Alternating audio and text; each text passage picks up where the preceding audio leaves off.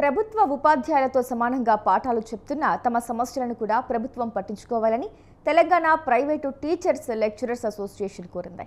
Private విద్యా సంస్థల మేనేజ్మెంట్లు తమను ఒత్తిడికి గురి చేస్తున్నాయని, ఉద్యోగ భద్రత లేకుండా పోయిందని ఆవేదన వ్యక్తం చేశారు. బీఈడీ, ఎంఈడీ చేసినా తమకు రోజువారీ కూలీల కంటే తక్కువ జీతాలు వస్తున్నాయని వాపోయారు.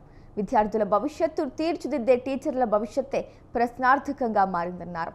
తెలంగాణలో ప్రైవేటు టీచర్ల సమస్యలకు సంబంధించి ప్రైవేటు టీచర్స్ లెక్చరర్స్ ఫెడరేషన్ అధ్యక్షుడు విజయ్ కుమార్తో మా ప్రతినిధి విశాల్ ఫేస్ టు ఫేస్.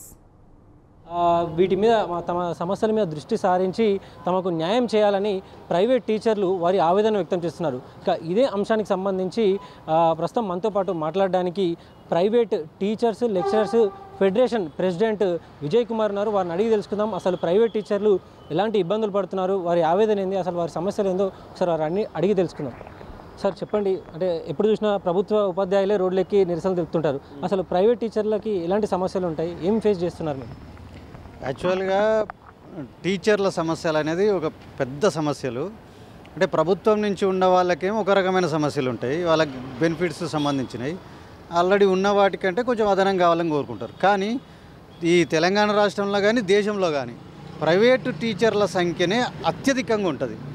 ఈరోజు మొత్తం ప్రైవేటీకరణ మారుతున్న క్రమంలో ప్రైవేటు టీచర్లు ఎక్కువ సంఖ్యలో ఉన్నారు. ఇప్పుడు తెలంగాణ రాష్ట్రంలో చూసుకుంటే దాదాపు 6 లక్షల నుంచి 7 లక్షల మంది ప్రైవేటు టీచింగ్ దాంట్లో పనిచేస్తున్నారు. అంటే స్కూల్ ఎడ్యుకేషన్లో దాదాపు 3 లక్షల మంది ఉన్నారు. అఫీషియల్గా కొంచెం తక్కువ మంది చూపిస్తారు, కానీ అన్అఫీషియల్గా ఉన్నాయి చాలామంది ఉన్నారు, 3 లక్షల మంది ఉంటారు. అదే ఇంటర్మీడియట్లో వాళ్ళు 1 లక్ష మంది ఉంటారు. డిగ్రీ పీజీ వాళ్ళందరూ చూసుకున్నప్పుడు ఒక 5-6 లక్షల మంది పీజీ ఇంజనీరింగు, ఫార్మసీ, డెంటలు ఇవన్నీ తీసుకున్నప్పుడు దాదాపు 6 నుంచి 7 లక్షల మంది దాకా ప్రైవేటు టీచింగ్లలో పనిచేస్తున్నారు. అంటే ఇంత సెక్షన్ అంటే ఇది ఒక పెద్ద సెక్షన్. వీళ్ళందరూ ఎదుర్కొంటున్న సమస్యలు ఏంటంటే గవర్నమెంట్ టీచర్ల కంటే ఒక 50-100% అధిక సమస్యలు ఎదుర్కొంటున్నారు. అత్యధిక సమస్యలు ఎదుర్కొనేది వీళ్ళే. కాంగ్రెస్ ప్రభుత్వం విద్యాశాఖని ప్రక్షాళన చేస్తున్నాము, ప్రతి ఒక్కరిని కూడా విద్యాశాఖలో సమూల మార్పులు తీసుకొస్తున్నామని కూడా చెప్తూ వచ్చింది. అంటే మీ సమస్యలను ప్రభుత్వం దృష్టికి ఏమైనా తీసుకెళ్లారా? ఎలాంటి రెస్పాన్స్ వచ్చింది?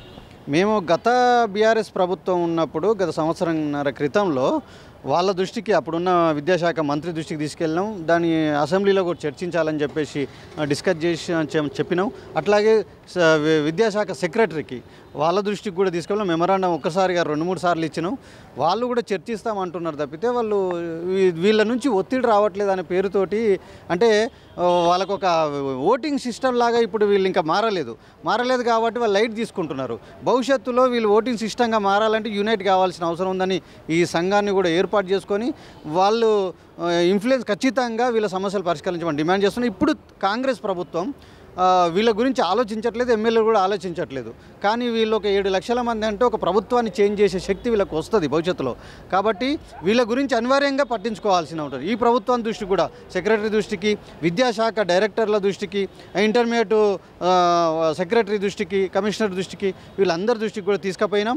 ఇప్పుడు కొత్తగా విద్యా కమిషన్ వేసి ప్రభుత్వం మంచి ప్రయత్నం చేసింది, దాన్ని అభినందించాల్సిన విషయం. మురళీ సార్ ఉన్నాడు, ఆయన దృష్టికి కూడా తీసుకెళ్ళినాం. మా ప్రైవేట్ టీచర్స్ అందరూ కూడా తీసుకెళ్ళారు.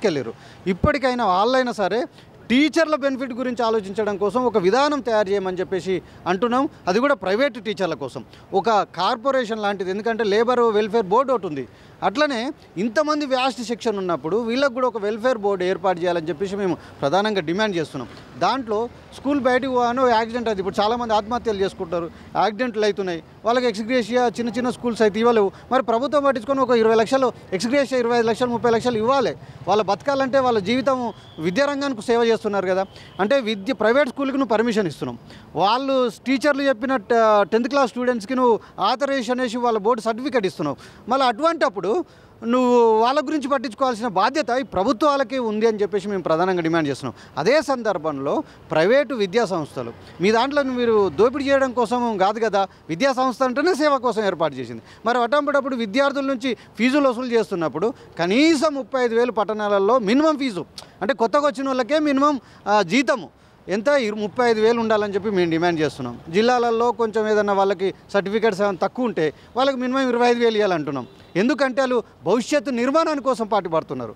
ప్రైవేట్ టీచర్లకు సంబంధించి ఒక పరిరక్షణ చర్యలు తీసుకోవాలి, ఒక వెల్ఫేర్ బోర్డును ఏర్పాటు చేయాలని Telangana private teachers lecturers federation అధ్యక్షుడు విజయ్ కుమార్ తెలియజేస్తున్నారు.